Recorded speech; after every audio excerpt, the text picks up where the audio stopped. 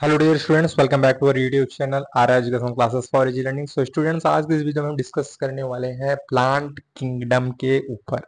ठीक है, previous video में हमने लिविंग और बायोलॉजिकल क्लासिफिकेशन कंप्लीट करा दिया है। आप बायोलॉजिकल क्लासिफिकेशन की एनसीईआरटी लाइन टू लाइन भी पढ़ सकते हैं जाके, और स्टोरी मोड भी हमने अपलोड किया है। ठीक है, स्टोरी मोड एक नया स्टडी लाइन लाया गया है हमारे चैनल द्वारा, जिसमें आपको बायोलॉजिकल क्लासिफिकेशन पूरे स्टोरी के थ्रू, बायोलॉजिकल क्लासिफिकेशन ही नहीं सारे चैप्टर्स को पढ़ाने के बाद पूरे स्टोरी के थ्रू उस चैप्टर को आपको मेमोराइज किया जाता, ताकि आप चीजों को इमेजिन कर पाओ और लॉन्ग टर्म तक याद कर पाओ। सो विदाउट वेस्टिंग और cost time, let's start the video of today, plant kingdom. ठीक है, प्लांट किंगडम। ठीक है, तो इस चैप्टर को पढ़ने से पहले इसके प्रीवियस चैप्टर की थोड़ी बहुत नॉलेज हमें होना बहुत ही जरूरी है। ठीक है, ताकि हम चीजों को कनेक्ट कर पाए और चीजों को पढ़ पाए। ठीक है, सो स्टूडेंट्स, जो बायोलॉजिकल क्लासिफिकेशन था जिसमें आर एच फिटेकर ने five kingdom system of classification दिया था 1969 में। Five kingdom system of classification में किंगडम मोनेरा, प्रोटिस्टा, फंजाई, ये तीन किंगडम हम बायोलॉजिकल क्लासिफिकेशन में ही डिस्कस कर चुके थे। बचा था किंगडम प्लांटी एंड एनिमेलिया, और एनसीईआरटी में ये बताया गया था कि आप इन चैप्टर्स को, प्लांटी एंड एनिमेलिया को सेपरेटली अलग अलग चैप्टर में आगे के पढ़ो। तो बायोलॉजिकल क्लासिफिकेशन डिस्कस करने के बाद जो अगला चैप्टर आता है वो प्लांट किंगडम आता है, जिसमें हम डिटेल में प्लांट किंगडम के बारे में पढ़ने वाले हैं। ठीक है, तो प्लांट किंगडम, प्लांट जैसे जैसे टाइम टाइम बीतता गया ना, तो हमारी जो अंडरस्टैंडिंग थी प्लांट किंगडम को लेके, उसमें भी कुछ बदलाव हुए। ठीक है, कुछ इम्प्रूवमेंट हुआ कह सकते हैं, तो जैसे जैसे टाइम बीतता गया हमारी जो नॉलेज थी इसके बारे में और भी ज़्यादा बढ़ती गई, और ज़्यादा हम कैरेक्टरिस्टिक्स को कंसिडर किए, ताकि हम स्पेसिफिक प्लेस हम ऑर्गेनिज्म को प्रोवाइड करा सकें, स्पेसिफिसिटी ला सकें। ठीक है, चीज़ों को सिस्टमेटिक मैनर में स्पेसिफिक प्लेस पे अरेंज कर सकें। ठीक है, तो जैसा कि अर्लीस्ट सिस्टम ऑफ क्लासिफिकेशन जो कार्लस लिनियस के द्वारा दिया गया था, जो जिसे हम two kingdom system of classification भी कहते हैं, इसमें कार्लस लिनियस ने सिर्फ एक ही करेक्टरिस्टिक को कंसीडर करके सारे ऑर्गेनिजम्स को दो किंगडम में क्लासिफाई कर दिया था। वो करेक्टरिस्टिक क्या था? प्रेजेंस ऑफ सेल वॉल और नॉट। जिस ऑर्गेनिज्म के अंदर कोई भी ऑर्गेनिज्म हो, ये उनको इससे कोई मतलब नहीं था कि ऑर्गेनिज्म यूनिसेलुलर है कि मल्टी सेलुलर है कि यूकैरियोटिक है, प्रोकैरियोटिक है, उसके सेल वॉल का नेचर क्या है। ठीक है, इन सब चीजों से उन्हें कोई लेना देना नहीं था। उनको सिर्फ उस समय इतना पता था कि जितने ऑर्गेनिज्म प्रेजेंट है, अगर उनमें से जिनके पास सेल वॉल प्रेजेंट है उसे उठा के प्लांटी किंगडम में रखना है, और जिसमें सेल वॉल नहीं प्रेजेंट है उसे उठा के एनिमेलिया किंगडम में डालना है। सिर्फ यही एक characteristic, presence of cell wall और नॉट, इसकी बेसिस पे उन्होंने two kingdom system of classification दिया था। ठीक है, जिसे अर्लीस्ट सिस्टम ऑफ क्लासिफिकेशन कहा जाता है, जो बाद में जाके फेल हो गया। ठीक है, कई सारे उसके डिमेरिट्स थे, क्योंकि उन्होंने कई सारे करेक्टरिस्टिक को नहीं कंसीडर किया था, जैसे eukaryotic, prokaryotic, unicellular, multicellular, nature of cell wall क्या है। ठीक है, तो ये सब नहीं कंसीडर किया, सिर्फ इस बेसिस पे कि सेल वॉल प्रेजेंट है या नहीं है, इस बेसिस पे इन्होंने दो किंगडम में सारे ऑर्गेनिज्म को क्लासिफाई कर दिया था। तो प्लांटी किंगडम में ऐसे कई सारे एक्स्ट्रा चीजें आ गई थी, जिनके पास सेल वॉल तो थे लेकिन उसका नेचर अलग था। सारा बहुत चीजें अलग अलग थी, बस कुछ चीजें मिलती जुलती थी, जिसके कारण उन्होंने रख दिया था, जो आगे जाके फेल हुआ, क्योंकि और ज्यादा करेक्टरिस्टिक को जो हमने कंसीडर किया। तो इसी प्रकार से हुआ क्या कि जो ये प्लांटी किंगडम था, जो प्लांटी किंगडम था, पहले इसमें कई सारी चीजें थी, जैसे कि फंजाई था, मोनेरा था, ठीक है, और प्रोटिस्टा, ये सारी चीजें, इनके जो इनके मतलब जो मेंबर्स थे जिनमें सेल वॉल प्रेजेंट था, वो सब प्लांटी किंगडम में रख दिए गए। जैसे मोनेरा, मोनेरा में जो भी बैक्टीरिया है, बैक्टीरिया के पास पेप्टिडोग्लाइकन की सेल वॉल होती है। ठीक है, तो ये नहीं पता था कि सेल वॉल किस चीज की बनी है, उनको पता था कि सेल वॉल है, और सेल वॉल है तो प्लांटी किंगडम में उन्होंने रख दिया। उसके बाद फंजाई में देखा तो फंजाई के पास भी सेल वॉल थी, तो उसे भी उठा के प्लांटी किंगडम में रख दिया गया। लेकिन जैसे जैसे टाइम के साथ हमारी जो अंडरस्टैंडिंग थी ओवर टाइम चेंज हुई, तो पता चला कि जो फंजाई की सेल वॉल होती है वो काइटिन की बनी होती है, काइटिन एंड पॉलीसेकेराइड की बनी होती है, और फंजाई नॉन फोटोसिंथेटिक है, तो उसे प्लांट में से निकाल के फंजाई किंगडम में रख दिया गया। वैसे ही कुछ प्रोटिस्टा के मेंबर थे, जैसे डायनोफ्लैजिएट्स, काइसोफाइट्स, जिसमें सेल वॉल तो पाई जाती है, लेकिन वो सेल वॉल सिर्फ पाई जाने के कारण हम उसमें उसमें प्लांटिंग किंगडम में उसे नहीं रख सकते, कि और भी ज्यादा जो कैरेक्टरिस्टिक्स थे न तो प्लांट से मैच करते थे, न तो एनिमल से मैच करते थे, न ही उन्हें फंजाई किंगडम में रखा जा सकता था। तो उनके लिए एक नया किंगडम प्रोटिस्टा बनाया गया, जिसमें सारे यूनिसेलुलर यूकेरियोटिक ऑर्गेनिज्म को उसमें प्लेस कर दिया गया। ठीक है। उसके बाद मोनेरा में आप पढ़े होंगे एक साइनोबैक्टीरिया करके होता है, जिसे ब्लू ग्रीन एल्गे कहा जाता था पहले। जब प्लांट किंगडम में उसे रखा गया था तो ब्लू ग्रीन एल्गे कहा जाता है, लेकिन अब वो एल्गे नहीं है। तो cyanobacteria is no more algae now, because cyanobacteria जो है एक बैक्टीरिया, ठीक है। उसकी जो सेल वॉल है पेप्टिडोग्लाइकन की बनी हुई है, ठीक है। भले ही वो फोटोसिंथेटिक है, उसके हायर प्लांट जैसे उसमें क्लोरोफिल ये पाया जाता है, बट वो क्या है कि मल्टी सेलुलर नहीं है, वो एक यूनिसेलुलर और प्रोकैरियोटिक ऑर्गेनिज्म है, इसलिए वो मोनेरा किंगडम में रखा गया। ठीक है। आगे हम पढ़ेंगे कि प्लांट किंगडम के कैरेक्टरिस्टिक क्या है। प्लांट किंगडम के कैरेक्टरिस्टिक पढ़ेंगे तभी तो पता चलेगा कि इस ऑर्गेनिज्म को प्लांट किंगडम में प्लेस करना है, किसको नहीं करना है। ठीक है। इन्हीं कैरेक्टरिस्टिक्स के बेसिस पे हम चीजों को अलग अलग किंगडम में अलग अलग ग्रुप में क्लासिफाई करते हैं। ठीक है। तो प्लांट किंगडम, तो प्लांट किंगडम से इन चीजों को निकाल के अलग अलग किंगडम में रख दिया गया जब इनकी कैरेक्टरिस्टिक की स्टडी की गई। अब चलती ये पढ़ते हैं कि यह प्लांट किंगडम की कैरेक्टरिस्टिक एक्चुअल में होती क्या है। इन सब चीजों को निकाल के, मोनेरा को निकाल के, मतलब बैक्टीरिया को निकाल के मोनेरा में रख दिया गया, फंजाई को अलग किंगडम बना दिया, प्रोटिस्टा को भी अलग किंगडम बना दिया गया। तो किस कैरेक्टरिस्टिक के बेसिस पे प्लांट में से निकाल के उसको अलग किंगडम में रख दिया गया। ठीक है। तो चलिए देखते हैं क्या है प्लांट किंगडम के कैरेक्टरिस्टिक। अगर आपको प्लांट किंगडम में किसी ऑर्गेनिज्म को प्लेस कर रहे हैं तो उसके अंदर क्या क्या कैरेक्टरिस्टिक होनी चाहिए, ये पता होना चाहिए। ठीक है। तो फाइनली पहले ये जान लेते हैं कि प्लांट किंगडम में रखा किस किस को गया, किस किस के प्लांट किंगडम में हम क्या क्या पढ़ेंगे। ठीक है।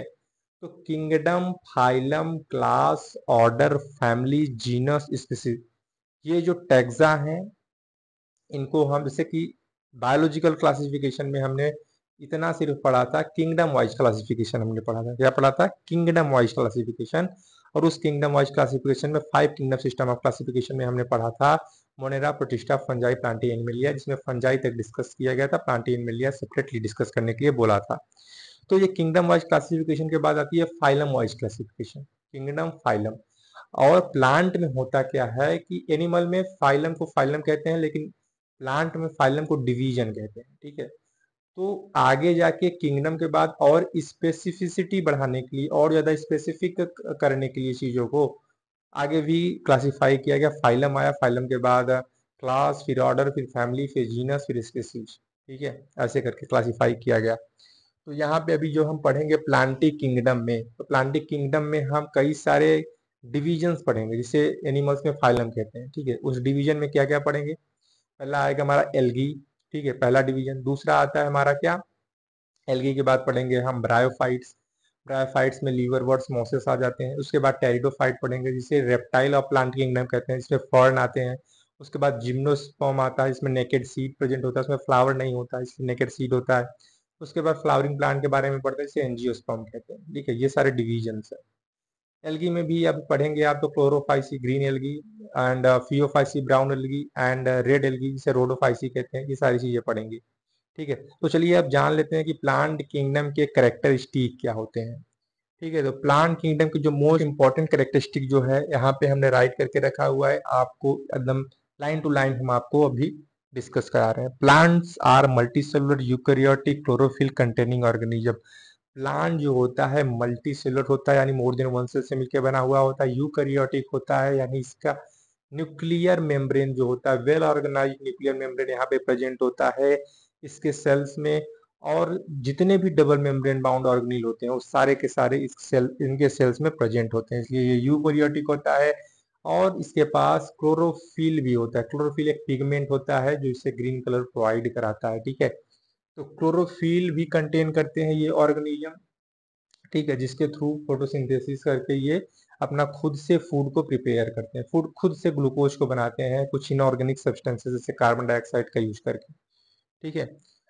सेकेंड कैरेक्टरिस्टिक क्या है? Most of them show autotrophic mode of nutrition, while some of them show heterotrophic mode of nutrition. Mostly जो प्लांट्स होते हैं वो autotrophic mode of nutrition show करते हैं, यानी ये अपने फूड को खुद से प्रिपेयर करते हैं। दे प्रिपेयर दियर आउन फूड।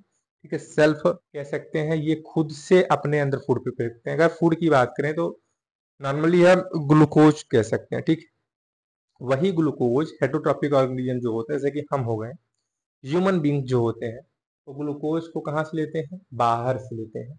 जैसे कि हम प्लांट्स पे डिपेंडेंट है, ठीक है, अगर हम हार्बीवोर हैं तो हम किस पे डिपेंड है, प्लांट्स पे डिपेंडेंट है उस ग्लूकोज के लिए, प्लांट्स को ईट करते हैं, यानी प्लांट के अंदर जो ग्लूकोज है उसको हम ले रहे हैं अंदर, यानी ग्लूकोज को बाहर से अगर कोई ऑर्गेनिज्म अंदर ले रहा है तो हेट्रोट्रॉफिक ऑर्गेनिज्म होगा। अगर कोई ऑर्गेनिज्म उसी ग्लूकोज को खुद से अपने अंदर ही प्रिपेयर कर रहा है तो ऑटोट्रॉफिक ऑर्गेनिज्म होगा। ठीक है, तो जो प्लांट्स होते हैं मोस्टली ऑटोट्रॉफिक होते हैं, यानी खुद से अपने अंदर ही ग्लूकोज बनाते हैं। लेकिन कुछ ऐसे भी प्लांट्स होते हैं जो दूसरों से न्यूट्रिशन को डिराइव करते हैं, दूसरे ऑर्गेनिज्म पे डिपेंड होते हैं, उन्हें हेट्रोट्रॉफिक कहते हैं। जैसे एग्जांपल में ले लीजिए आप, कुछ ऐसे ऑर्गेनिज्म होते हैं प्लांट्स में जो कि पैरासिटिक होते हैं। पैरासिटिक मतलब दूसरे ऑर्गेनिज्म पे डायरेक्टली डिपेंड होते हैं, जैसे कि रेफ्लेसिया, जिसे लार्जेस्ट फ्लावर भी कहा जाता है, और कैस्कुटा। ठीक है, कैस्कुटा देखा होगा आपने मैंगो ट्रीज पे, या फिर एक और ट्री आता है उस पे ग्रो कर जाता है, ठीक है, इसे हिंदी में अमरबेल कहते हैं। ठीक है, तो पैरासिटिक प्लांट्स होते हैं। ठीक है, कुछ प्लांट्स होते हैं जैसे कि इंसेक्टिवोरस प्लांट, ये भी हेटेरोट्रॉफिक ऑर्गेनिज्म होते हैं जो इंसेक्ट को ट्रैप करके उसके अंदर का केमिकल यूज करके, सनलाइट का यूज करके खाना बनाते हैं अपना। ठीक है, तो ये भी कह सकते हैं एक प्रकार से हेटेरोट्रॉफिक होते हैं। ठीक है, इंसेक्टिवोरस प्लांट की बात करें तो उसमें नेपेंथीज, ब्लैडर वॉल्ट और वीनस फ्लाई ट्रैप जैसे ऑर्गेनिज्म या कह सकते हैं प्लांट आते हैं। ठीक है, थर्ड करेक्टरिस्टिक क्या है, plant defend themselves without moving. ठीक है, जैसे कि ह्यूमन बींग्स होते हैं, जैसे कि एनिमल्स होते हैं, वे अपने आप को डिफेंड करने के लिए भाग सकते हैं। ठीक है, जैसे कि मान लीजिए आप कहीं जंगल में जा रहे हो, किसी शेर को देख लिया तो तुरंत आपका फ्लाइट और फाइट एक्शन क्या हो जाता है, एक्टिवेट हो जाता है। या तो आप बहुत ज्यादा हष्ट पुष्ट हैं, बहुत ज्यादा हेल्थी हैं, तो आप उस शेर से लड़ोगे, उसको हराओगे। ठीक है, और अगर नहीं हो उस कंडीशन में तो आप भागना शुरू कर दोगे। उस कंडीशन में आपके अंदर एक हार्मोन सिक्रीट होता है, ठीक है, adrenaline and nor adrenaline hormone, जिसे फाइट एंड फाइट हार्मोन भी कहते हैं। तो आप लोकोमोट कर सकते हो, आपके पास एक कैपेबिलिटी है लोकोमोशन करने के।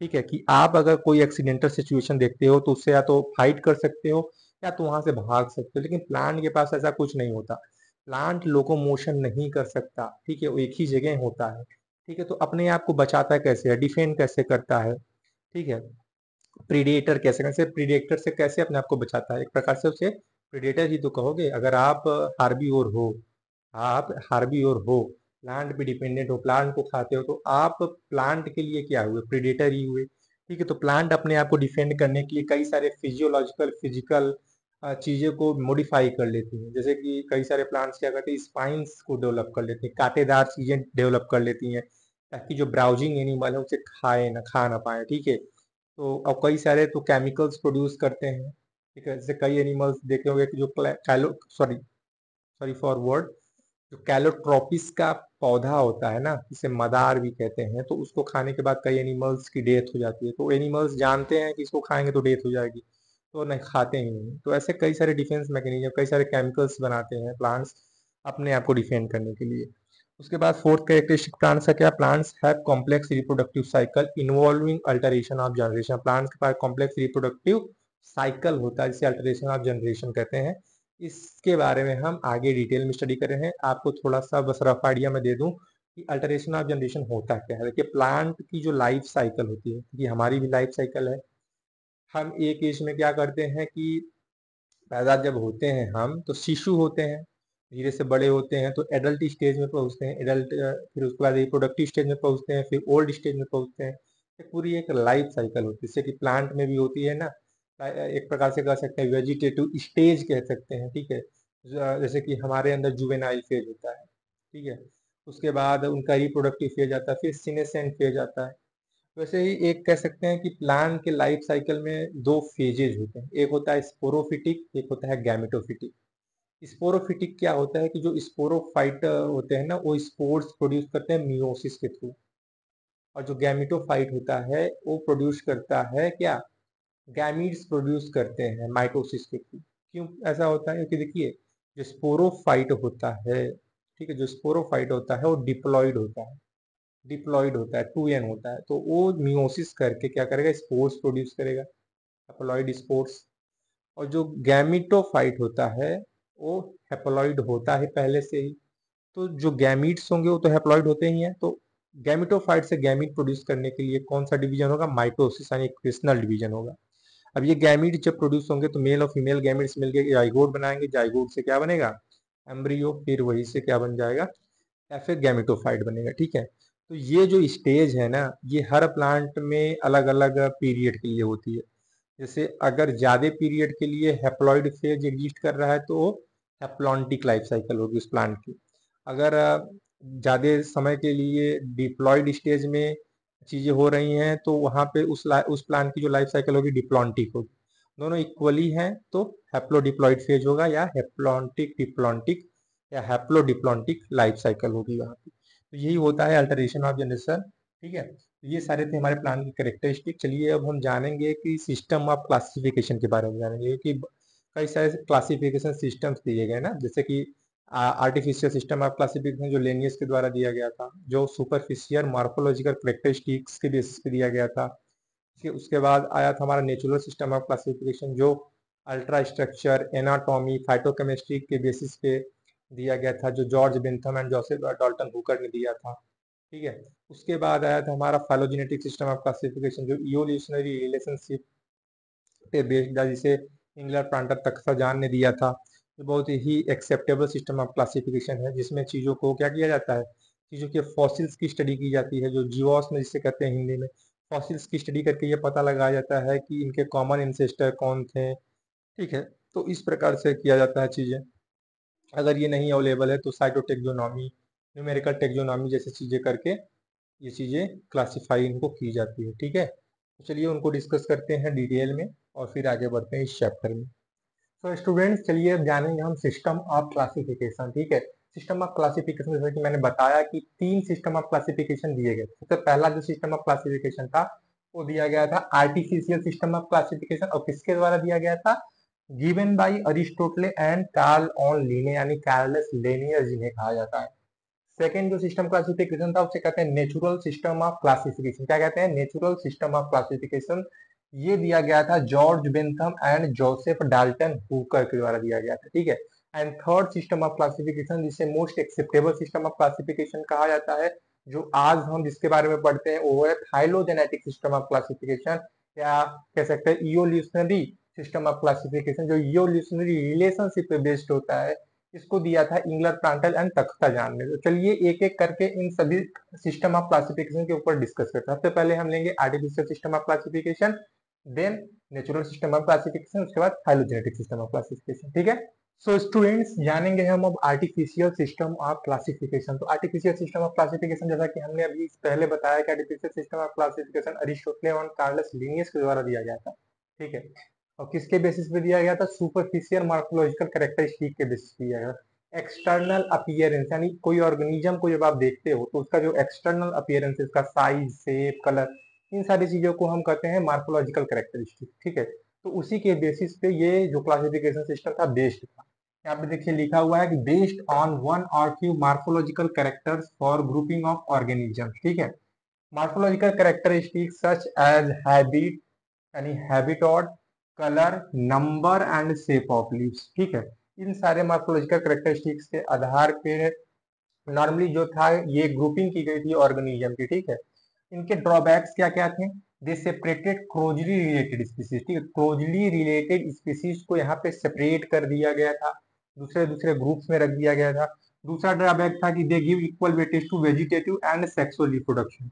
ठीक है, इन्होंने वेजिटेटिव और सेक्सुअल रिप्रोडक्शन दोनों को इक्वल वेटेज दे दिया गया था, लेकिन ऐसा नहीं होता क्योंकि हम जानते हैं कि जो वेजिटेटिव रिप्रोडक्शन है वो इन्वायरमेंट से अफेक्ट होता है, लेकिन सेक्सुअल रिप्रोडक्शन नहीं होता।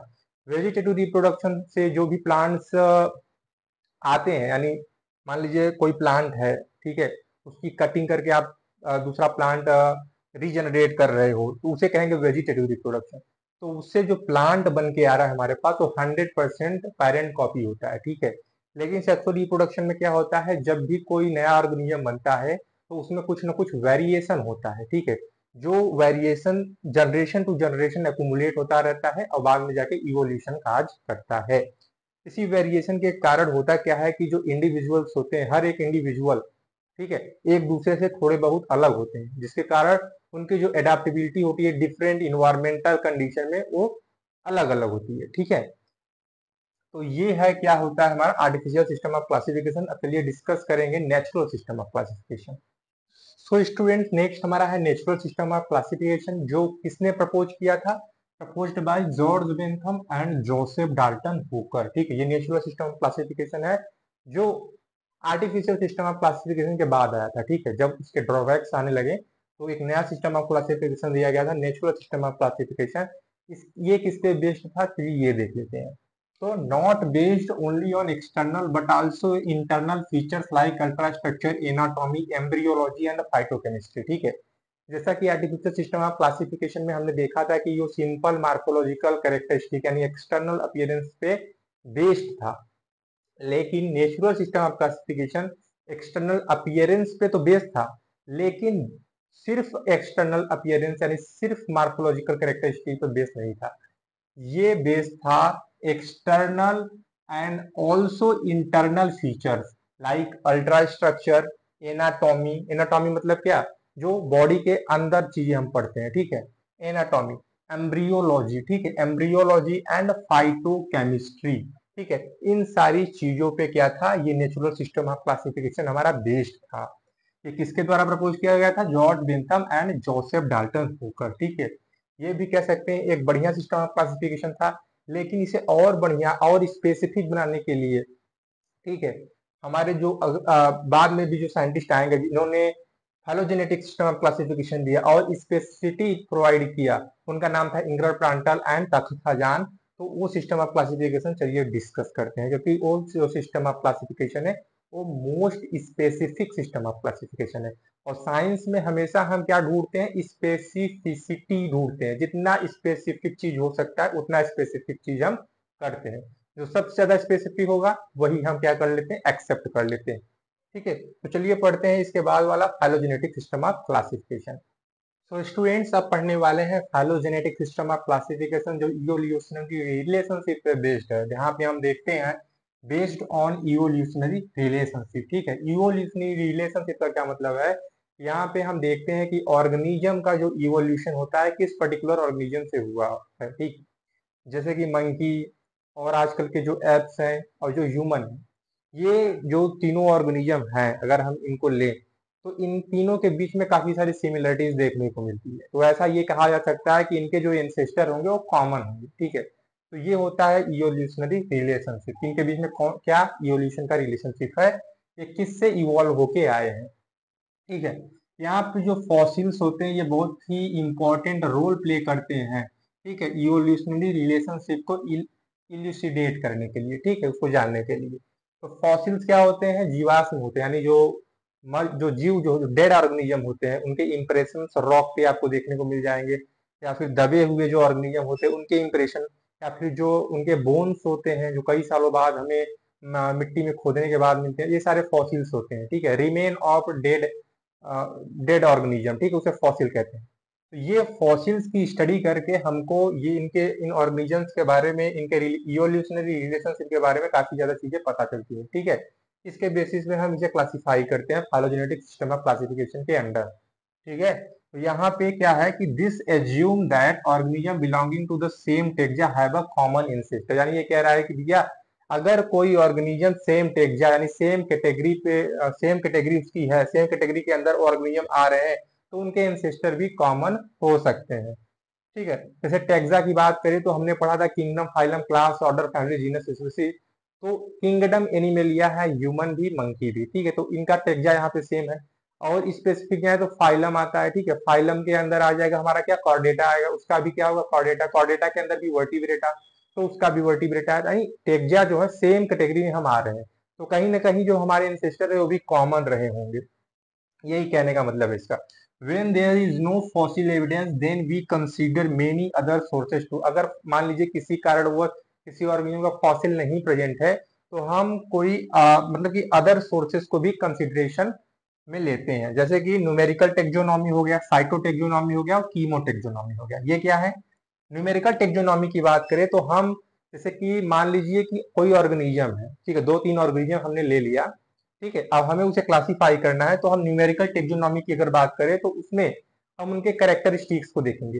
जैसे मान लीजिए कि इस ऑर्गेनिज्म में सेल वॉल प्रेजेंट है, इसमें भी सेल वॉल प्रेजेंट है, उसमें भी सेल वॉल प्रेजेंट है, तो सबको हम प्लस प्लस प्लस दे देंगे। ठीक है, यहाँ पे क्या होता है, न्यूमेरिकल टेक्सोनॉमी का मतलब क्या हो, न्यूमेरिकल से हम इनके कैरेक्टरिस्टिक को न्यूमेरिकल द्वारा शो करते हैं। जैसे कि अगर कैरेक्टरिस्टिक कोई प्रेजेंट है तो उसको प्लस से डिनोट करेंगे, अगर एब्सेंट है तो उसे माइनस से डिनोट करेंगे, अगर है ही नहीं, ठीक है, उस ऑर्गेनिज्म के अंदर वो पर्टिकुलर कैरेक्टरिस्टिक कभी एब्जॉर्ब सॉरी कभी ऑब्जर्व ही नहीं किया गया है तो उसको जीरो से डिनोट करेंगे। ठीक है, तो ये होता है न्यूमेरिकल टेक्सोनॉमी। और इसका एक खास बात ये है कि इसमें हंड्रेड्स ऑफ कैरेक्टर, एक ही बार में हंड्रेड्स ऑफ कैरेक्टर को क्या किया जा सकता है, लिया जा सकता है। ठीक है, उसके बाद आता है साइटोटेक्सोनॉमी। साइटोटेक्सोनॉमी क्या होता है, इसमें हम साइटोलॉजिकल यानी सेल से जुड़ी चीजें पढ़ते हैं, जैसे chromosome number, chromosome structure, chromosome behaviour. ठीक है, ये सारी चीजें। कीमोटेक्सोनॉमी मतलब केमिकल कॉन्स्टिट्यूएंट जिससे वो मिलकर बना है, ये सारी चीजें इसमें देखते हैं हम। तो ये हमारा था basis of classification under phylogenetic system of classification, जो प्रपोज किया गया था इंग्लर प्लांटर एंड तख्ताजान में। ठीक है, ये हमारा यहाँ पे कंप्लीट होता है सिस्टम ऑफ क्लासिफिकेशन। ठीक है, चलिए अब आगे की टॉपिक देखते हैं कि आगे क्या है। तो स्टूडेंट, अभी हम सिस्टम ऑफ क्लासिफिकेशन को भी डिस्कस कर चुके हैं, अब बारी है प्लांट को क्लासिफाई करने की। ठीक है, जो हमने कहा था इससे पहले भी हमने कहा ना कि प्लांट में हम क्या क्या पढ़ेंगे, algae, bryophyte, pteridophyte, gymnosperm and angiosperm, ये सारे डिविजन्स को हम अंडर प्लांट किंगडम डिस्कस करने वाले हैं। तो थोड़ी बहुत इसके बारे में बेसिक नॉलेज ले लेते हैं। ठीक है, जो एनसीईआरटी में नहीं दिया गया लेकिन हमें जानने के लिए बहुत ज्यादा इंपॉर्टेंट है।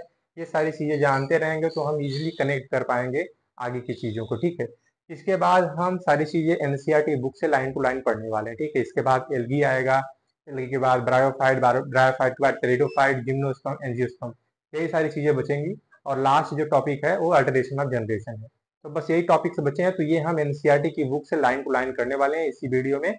चलिए स्टार्ट करते हैं। पहले इस प्लांट के क्लासिफिकेशन के बारे में, कि प्लांट को अगर हम बांटें तो on the basis of seed formation के बेसिस पे बांटें तो दो भागों में बांटेंगे इसके, कि डोंट मेक सीड, ऐसे प्लांट जो सीड नहीं बनाते, ऐसे प्लांट जिनके अंदर सीड नहीं पाया जाता उन्हें क्रिप्टोगैम्स कहते हैं। क्या कहेंगे उन्हें, क्रिप्टोगैम्स।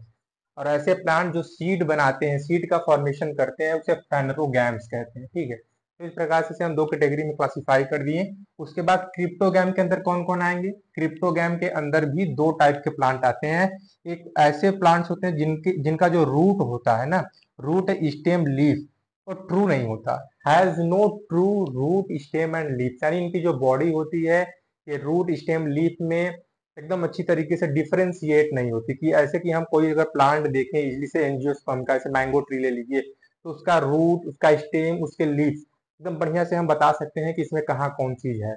लेकिन ये जो प्लांट्स होते हैं इनमें हम नहीं बता सकते। इनकी जो बॉडी होती है थैलॉइड बॉडी होती है, थैलस लाइक होती है। ठीक है, तो इनके पास ट्रू रूट स्टेम लीफ नहीं होता, इन्हें थैलोफाइटा कहते हैं क्योंकि इनकी बॉडी थैलस लाइक होती है। इसमें आते हैं दो प्लांट के डिविजन्स, एक एल्गी, दूसरा ब्रायोफाइट। पहला क्या है, एल्गी, दूसरा ब्रायोफाइट। एल्गी में हम आगे तीन क्लासेस पढ़ते हैं, क्लोरोफाइसी, फियोफाइसी एंड रोहोडोफाइसी। ठीक है, क्लोरोफाइसी में ग्रीन एल्गी आती है, ठीक है, और फियोफाइसी में ब्राउन एल्गी आती है, और रोहोडोफाइसी में रेड एल्गी आती है। तो ये तीन प्रकार की एल्गीज पढ़ेंगे हम। उसके बाद ब्रायोफाइट की बात करें तो ब्रायोफाइट में हम लीवर वर्ड्स एंड मोसेस की स्टडी करेंगे। ठीक है, लीवर वर्ड्स एंड मोसेस की स्टडी करेंगे, जैसे मार्केंसिया वगैरह ये सब इसमें डिस्कस करेंगे अभी आगे। उसके बाद दूसरा जो इसकी जो क्रिप्टोगैम का जो दूसरा कैटेगरी होता है जिसमें ट्रू रूट स्टेम लीफ पाया जाता है उसे टेरिडोफाइट्स कहते हैं। ठीक है, टेरिडोफाइटा। ठीक है, इसका एग्जाम्पल फर्न, इसमें कई सारे फर्न आते हैं। ठीक है, एग्जाम्पल स्लेजिनिला ले लीजिए, स्लेजिनिला जिसे लक्ष्मण बूटी भी कहते हैं। जैसे कि रामायण काल में वहां पे जब लक्ष्मण जी मूर्छित हो गए थे तो वहां पे जो कह सकते हैं संजीवनी बूटी लाया गया था उनको मतलब कि जिंदा करने के लिए फिर से, तो वो इसी कह सकते हैं जो स्लेजिनिला है ना उसी से बहुत ही क्लोजली रिलेट करता है। ठीक है, स्लेजिनिला इसीलिए इसे लक्ष्मण बूटी भी कहते हैं। ठीक है, ये आप कई सारे रील्स में भी देखे होंगे यूट्यूब पे कि कोई एक प्लांट होता है जो बिल्कुल सूखा हुआ होता है लेकिन जैसे ही हम पानी में डालते हैं उसे तो तुरंत हरा भरा हो जाता है, तो स्लेजिनेला ही होता है जो टेरिडोफाइटा डिवीजन से बिलोंग करता है। दूसरा कैटेगरी प्लांट का है जो सीड्स बनाते हैं, इसे फेनरोगैम्स कहते हैं। इन फेनरोगैम्स को भी आगे दो कैटेगरी में क्लासिफाई किया गया है। एक ऐसे फेनरोगैम्स हैं जिसके पास सीड तो होता है लेकिन उसको कवर करने वाली कोई चीज नहीं होती। ठीक है, सीड को कवर कौन करता है, फ्लावर्स करते हैं, तो इसके पास फ्लावर नहीं होता, no flower, naked seed without ovary wall, कोई ओवरी वॉल नहीं होती। ठीक है, इसका जो सीड होता है नेकेड होता है, कोई फ्रूट वगैरह नहीं लगता है इस पे। ठीक है, कि उस सीड को कवर किए हुए रहे, ठीक है। सीड एकदम नेकेड होता है और देख सकते हैं आप उसको ऐसे, ठीक है। तो इसको क्या कहते हैं, जिम्नोस्पर्म कहते हैं, ठीक है। जिम्नोस्पर्म जैसे एग्जांपल में कॉनिफर्स जितने भी हैं, साइकस, पाइनस, ये सारे एग्जांपल है जिम्नोस्पर्म्स के। उसके बाद दूसरा आता है जिसके पास फ्लावर होता है, जिसकी सीड कवर होती है ओवरी वॉल के अंदर, ठीक है। इस पे फ्रूट्स भी लगते हैं, ठीक है। जैसे गुआवा हो गया, तो गुआवा के सीड्स तो गुआवा फ्रूट के अंदर होते हैं ना, नेकेड नहीं होते, उसे बाहर से आप नहीं देख सकते, तब से आप गुआवा को कट नहीं करोगे। जैसे मैंगो हो गया, ये सारे एंजियोस्पर्म में है। जैसे कि एग्जांपल में सनफ्लावर ले लिए, तो ये क्या है, एंजियोस्पर्म में आता है, ठीक है। तो अभी 5 प्लांट किंगडम में 5 डिवीजन हमने क्या क्या देखा, algae, bryophyte, pteridophyte, gymnosperm and angiosperm. अब इन इन पांचों डिवीजन को एक एक करके चलिए हम डिस्कस करते हैं एनसीईआरटी की बुक से। पहला है हमारा एल्गी, ठीक है। एल्गी से डिस्कस करते हुए चलेंगे पूरा, algae, bryophyte, pteridophyte, gymnosperm and angiosperm, ठीक है। तो लेट्स स्टार्ट।